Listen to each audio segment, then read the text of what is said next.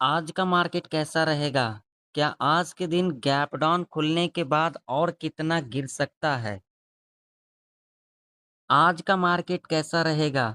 क्या आज का मार्केट गैप डाउन खुल सकती है? अगर गैप डाउन खुलती है तो क्या उस कंडीशन में हमें एक नीचे का मूवमेंट देखने को मिल सकता है? अगर यहाँ पर फ्लैट खुल जाती है, तो क्या उस कंडीशन में हमें नीचे का मूवमेंट देखने को मिल सकता है? या तो फिर हमें ऊपर का मूवमेंट देखने को मिल सकता है या तो फिर हमें साइडवेज़ के अंदर देखने को मिल सकता है। और कितना गिर सकती है निफ्टी 50? आज के दिन निफ्टी 50 का एक्सपायरी भी है, तो निफ्टी 50 के अंदर क्या आज के दिन एक कुछ बड़ा मूवमेंट देखने को मिल सकता है?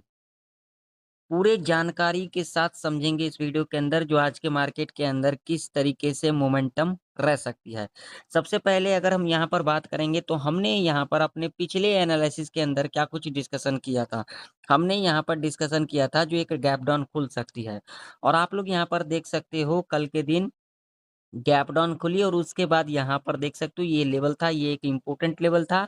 यहीं से रेजिस्टेंस लिया, लेने के बाद हमें एक साइडवेज़ के अंदर देखने को मिला और उसके बाद देख सकते हो आप लोग यहाँ पर रिट्रेसमेंट लेने के बाद हमें एक गिरावट देखने को मिला। आप लोगों के सामने है चार्ट, आप लोग यहाँ पर देख सकते हो।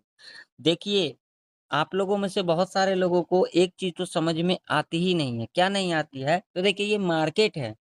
यहाँ पर कुछ भी हो सकता है। प्रेडिक्शन का मतलब ही क्या होता है? हमें सीखना होता है, जो अगला दिन क्या कुछ हो सकता है। लेकिन आप लोगों को इन चीज़ों पर तो ध्यान है ही नहीं। बस आप लोगों को यहाँ पर ध्यान रहता है कॉल और पुट। तो भाई साहब, इस मार्केट में आए हो तो ज़्यादा से ज़्यादा सीखने की प्रयास किया करो। ज़्यादा कॉल पुट के चक्कर में मत पड़ा करो। और एकदम से आप लोग आते हो और बताते हो इस तरीके से हो सकता है, वैसे हो सकता है। अरे भाई साहब, प्रेडिक्शन भी कोई चीज़ होता है। प्रेडिक्शन का मतलब ही नहीं जब समझते हो आप लोग, तो आप लोग क्या ही इस मार्केट में कामकाज कर पाओगे, है ना? तो चलिए, सबसे पहले हम यहाँ पर लगाएँगे 4 आवर का टाइम फ्रेम। 4 आवर के टाइम फ्रेम के ऊपर अगर हम बात करेंगे ना, तो यहाँ पर एक चीज़ ध्यान से देखना, ये देखिए, ये 1, 2, 3 यहाँ पर देखिए, यहाँ पर ध्यान से देखना जिन लोगों को सीखना है। देखिए यहाँ पर, ये कल का लो, ठीक है? ये कल का लो 4 आवर के टाइम फ्रेम के ऊपर है, ठीक?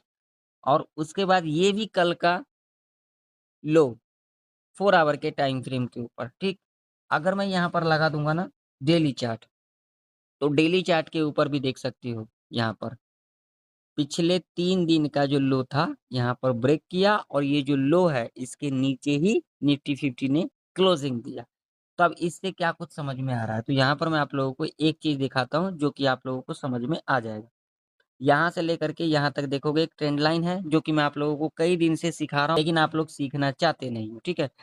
तो देखिए यहाँ पर ये जो ट्रेंड लाइन है, इसको यहाँ पर मैंने इससे पहले भी एनालिसिस के अंदर आप लोगों को कहा था, आप लोगों को सिखाया था।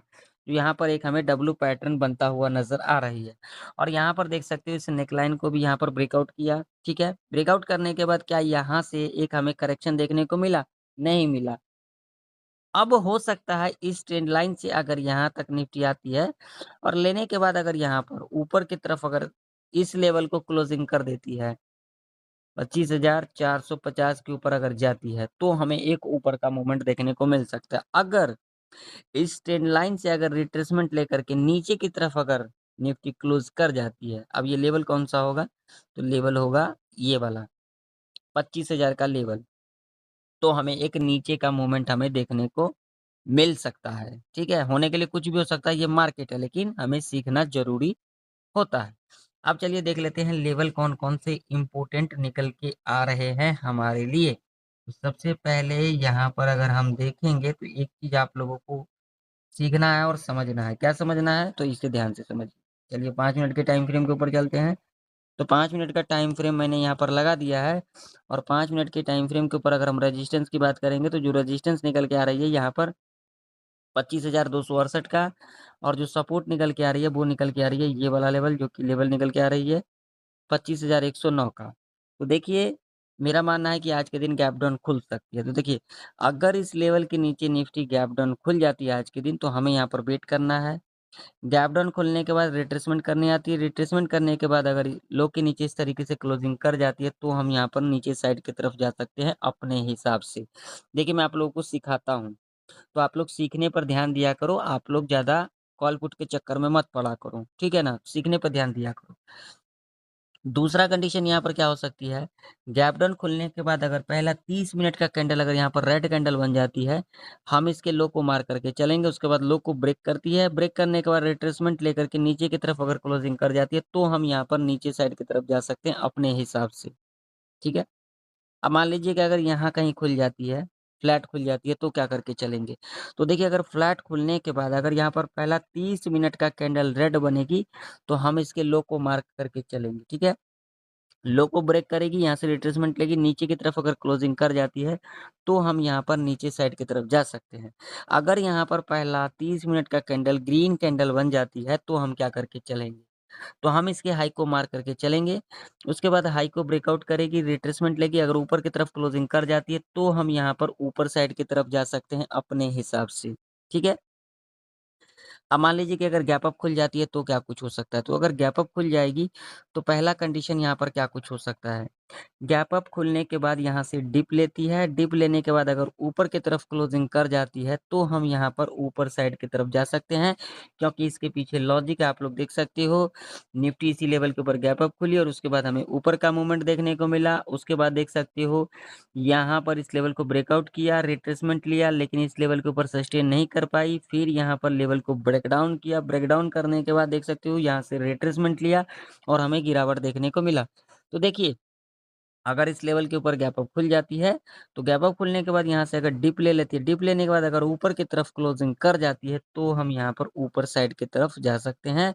और पहला लेवल कहीं न कहीं ये वाला लेवल रह सकता है, जो कि लेवल हो सकता है यहाँ पर 25,362 का, जो कि एक इम्पोर्टेंट रेजिस्टेंस के रूप में कामकाज कर सकती है। इस बात का आप लोग ध्यान में रखना, सीखने पर ध्यान देना। आज के दिन निफ्टी 50 का एक्सपायरी है, तो ध्यान से आप लोग सीख करके कामकाज करें अपने हिसाब से। चलिए बैंक निफ्टी का चार्ट देख लेते हैं। तो बैंक निफ्टी का भी चार्ट आप लोगों के सामने है। बैंक निफ्टी के अंदर अगर हम रेजिस्टेंस की बात करेंगे, तो रेजिस्टेंस 55,487 का, और नीचे की तरफ सपोर्ट की बात करेंगे, तो 55,145 का लेवल रह सकता है, ठीक है? तो बैंक निफ्टी अगर गैप डाउन खुल जाती है, गैप डाउन खुलने के बाद पहला 5 मिनट का कैंडल अगर रेड बनती है, लो मार्क कर लेंगे, उसके बाद लो के नीचे कैंडल जब भी क्लोजिंग कर जाएगी, हम यहाँ पर नीचे साइड की तरफ जा सकते हैं, ठीक है? अब मान लीजिए फ्लैट खुल जाती है, अगर फ्लैट खुल जाती है और पहला 5 मिनट का कैंडल अगर रेड कैंडल बनेगी, लो को मार्क कर लेंगे, उसके बाद जब भी लो के नीचे कैंडल क्लोज कर जाती है, तो हम यहाँ पर नीचे साइड की तरफ जा सकते हैं। अगर गैप अप खुल जाती है और गैप अप खुलने के बाद पहला 5 मिनट का कैंडल रेड बनती है, तो लो मार करके चलेंगे, और उसके बाद जब भी लो के नीचे कैंडल क्लोज कर जाती है, तो हम यहाँ पर नीचे साइड की तरफ जा सकते हैं। और लेकिन यहाँ पर एक कंडीशन क्या रह सकती है, गैप अप खुलने के बाद पहला 5 मिनट का कैंडल अगर यहाँ पर ग्रीन कैंडल बनती है, हाई को मार करके चलेंगे, उसका जब भी हाई के ऊपर कैंडल इस तरीके से क्लोज कर जाती है, तो हम यहाँ पर ऊपर साइड की तरफ अपने हिसाब से जा सकते हैं। तो आशा करता हूँ आप लोगों को जो मेरा लर्निंग वाला वीडियो था, आप लोगों को समझ में आ गई होगी। मिलते हैं नेक्स्ट वीडियो के अंदर, तब तक के लिए जय हिंद, वंदे मातरम।